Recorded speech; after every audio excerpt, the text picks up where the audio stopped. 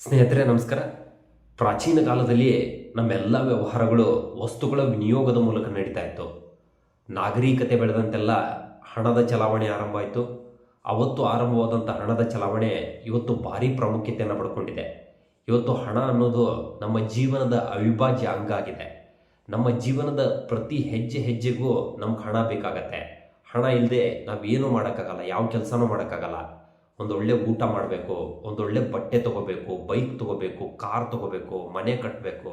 So ನಮ್ಮೆಲ್ಲ ಕೆಲಸಗಳಿಗೂ ಕೂಡ ಹಣ ಬೇಕಾಗತ್ತೆ. Without money nothing can be done. ನಾವು ಹಣವನ್ನು ಸಂಪಾದನೆ ಮಾಡಬೇಕು ಅಂತಂದರೆ ಕೆಲಸಕ್ಕೆ ಹೋಗ್ಬೇಕಾಗತ್ತೆ, ಅರ್ನ್ ಮಾಡಬೇಕಾಗತ್ತೆ, ದುಡಿಬೇಕಾಗತ್ತೆ. ಅಂದಾಗ ಮಾತ್ರ ಹಣ ನಮ್ಮ ಹತ್ರ ಬರುತ್ತೆ, ಹಣ ಸಂಪಾದನೆ ಮಾಡೋದಕ್ಕೆ ಸಾಧ್ಯ ಆಗತ್ತೆ.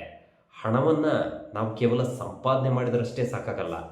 ನಮ್ಮ ಭವಿಷ್ಯದ ದೃಷ್ಟಿಯಿಂದ ಹಣವನ್ನು ನಾವು ಸೇವ್ ಮಾಡಬೇಕಾಗತ್ತೆ.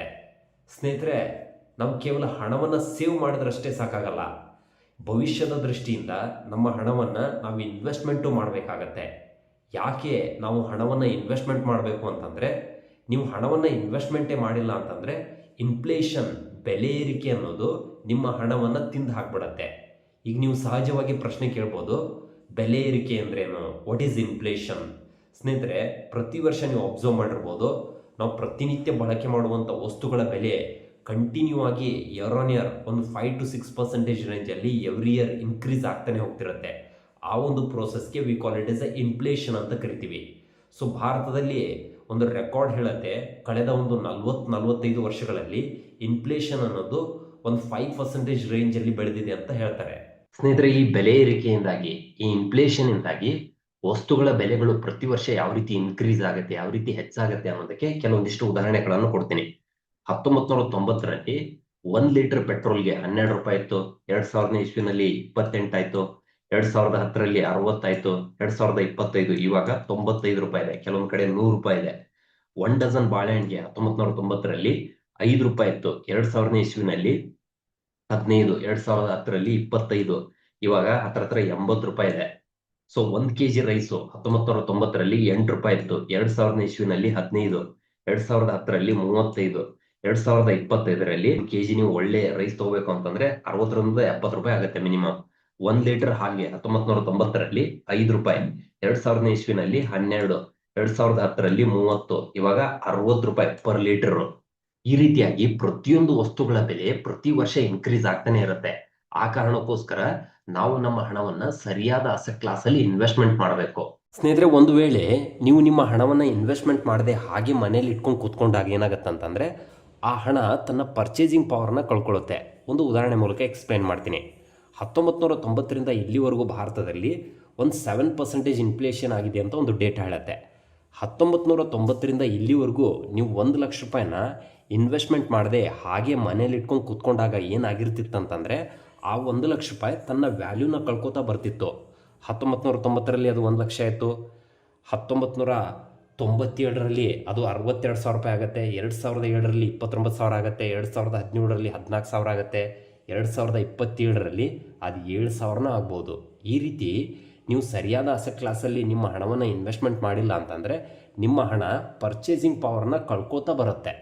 ಹಾಗಾದ್ರೆ ನಾವು ಎಲ್ಲಿ ಇನ್ವೆಸ್ಟ್ಮೆಂಟ್ ಮಾಡೋದು ಅಂತಂದರೆ, ಲಾಂಗ್ ಟರ್ಮಲ್ಲಿ ಈಕ್ವಿಟಿ ಮಾತ್ರ ಇನ್ಫ್ಲೇಷನ್ ನ ಬೀಟ್ ಮಾಡುತ್ತೆ, ಪ್ಲಸ್ ಲಾಂಗ್ ಟರ್ಮ್ ಅಲ್ಲಿ ಒಂದು ಒಳ್ಳೆ ವೆಲ್ತ್ ಅನ್ನ ಕ್ರಿಯೇಟ್ ಮಾಡುತ್ತೆ. ಇಲ್ಲಿ ನಿಮ್ಗೆ ಉದಾಹರಣೆ ಕೊಡ್ತೀನಿ. ಸೊ 1980ರಿಂದ 2020ರಲ್ಲಿ ಆವರೇಜ್ ಆಗಿ ಒಂದು 5% ಇನ್ಫ್ಲೇಷನ್ ಆಗಿದೆ ಅಂತ ಹೇಳ್ತಾರೆ. ಗೋಲ್ಡ್ ಇಲ್ಲಿವರೆಗೂ 40 ವರ್ಷಗಳಲ್ಲಿ ಒಂದು 8% ರಿಟರ್ನ್ ಕೊಟ್ಟಿದೆ. 8% ಅಲ್ಲಿ 5% ಇನ್ಫ್ಲೇಷನ್ ನ ಮೈನಸ್ ಮಾಡಿದಾಗ ಕೊನೆಗೆ ನಿಮ್ಗೆ ಉಳಿಯೋದು ರಿಯಲ್ ರಿಟರ್ನ್ 2.3%. ಸಿಲ್ವರ್ ನಿಮ್ಗೆ 7.4% ರಿಟರ್ನ್ ಕೊಟ್ಟಿದೆ.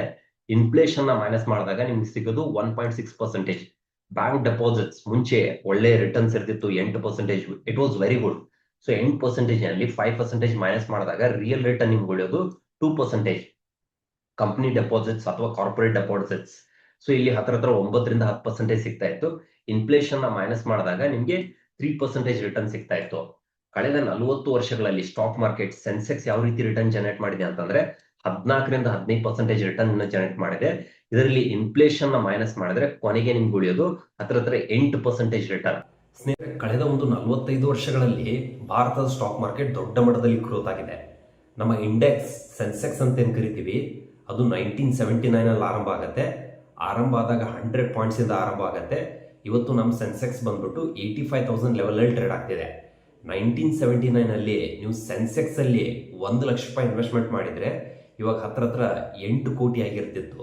ಈ ರೀತಿಯಾದಂಥ ಗ್ರೋತು ನಿಮ್ಗೆ ಯಾವುದೇ ಅಸೆಟ್ ಕ್ಲಾಸಲ್ಲೂ ಸಿಗಲ್ಲ. ಸ್ನೇಹಿತರೆ, ಈ ಸೆನ್ಸೆಕ್ಸ್ ಜರ್ನಿನ ನಿಮಗೆ ಸ್ವಲ್ಪ ಎಲಾಬರೇಟಿವ್ ಆಗಿ ಎಕ್ಸ್ಪ್ಲೇನ್ ಮಾಡ್ತೀನಿ. ಸ್ನೇಹಿತರೆ, ಸೆನ್ಸೆಕ್ಸ್ ಬಂದ್ಬಿಟ್ಟು 1979 ಆರಂಭ ಆಗುತ್ತೆ. ಆರಂಭ ಆದಾಗ 100 ಪಾಯಿಂಟ್ಸ್ ಇರುತ್ತೆ. ಸೊ 100 ಪಾಯಿಂಟ್ಸ್ ಇಂದ ವಿದಿನ್ 5 ಇಯರ್ಸ್ ಅಲ್ಲಿ 1984 245 ಬರುತ್ತೆ. 2 ಟೈಮ್ಸ್ ಗ್ರೋತ್ ಆಗುತ್ತೆ. 1984 ಇಂದ 2004ಗೆ 20 ವರ್ಷದೊಳಗಾಗಿ ಸೆನ್ಸೆಕ್ಸ್ ಬಂದ್ಬಿಟ್ಟು 5,500 ರೀಚ್ ಆಗುತ್ತೆ. 20 ಟೈಮ್ಸ್ ಗ್ರೋತ್ ಆಗುತ್ತೆ.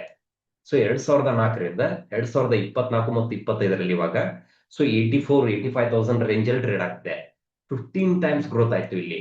ಇದೇ ರೀತಿ ಸೆನ್ಸೆಕ್ಸ್ ಏನಾದ್ರು ನೆಕ್ಸ್ಟ್ 20 ವರ್ಷ ಏನಾದ್ರು ಗ್ರೋತ್ ಆಯ್ತು ಅಂತಂದ್ರೆ ಸೆನ್ಸೆಕ್ಸ್ ಎಲ್ಲಿ ಹೋಗುತ್ತೆ ಗೊತ್ತಾ ನಿಮ್ಗೆ? 15 ಲಕ್ಷ ಪಾಯಿಂಟ್ ಸೆನ್ಸೆಕ್ಸ್ ರೀಚ್ ಆಗುತ್ತೆ. ನೀವೇನಾದ್ರೂ ಸೆನ್ಸೆಕ್ಸ್ ಅಲ್ಲಿ ಇವಾಗ ₹1,00,000 ಇನ್ವೆಸ್ಟ್ಮೆಂಟ್ ಮಾಡಿದ್ರೆ ನೆಕ್ಸ್ಟ್ 20 ವರ್ಷ ಒಳಗಾಗಿ ನಿಮ್ಮ ₹1,00,000 ಮಿನಿಮಮ್ ಅಂದ್ರೆ ಒಂದು 15ರಿಂದ 20 ಲಕ್ಷ ಗ್ರೋತ್ ಆಗುತ್ತೆ. ಸ್ನೇಹಿತರೆ, ಇದೆಲ್ಲ ಓಕೆ, ಆದರೆ ಸ್ಟಾಕ್ ಮಾರ್ಕೆಟ್ನ ಜರ್ನಿ ಇದೆಯಲ್ಲ, it's not easy as we think. ನಾವು ಅನ್ಕೊಂಡಷ್ಟು ಸುಲಭ ಇರೋದಿಲ್ಲ. ಇದ್ರ ಜರ್ನಿ ಸ್ಟ್ರೇಟ್ ಲೈನಲ್ಲಿ ಇರಲ್ಲ. It will have lot of ups and downs. Corrections are part of every equity market. Volatility is the nature of every equity market. ಕಳೆದ 45 ವರ್ಷಗಳಲ್ಲಿ ಭಾರತದ stock market ಅನೇಕ ಸಲ ಕರೆಕ್ಷನ್ಸ್ ಆಗಿದೆ.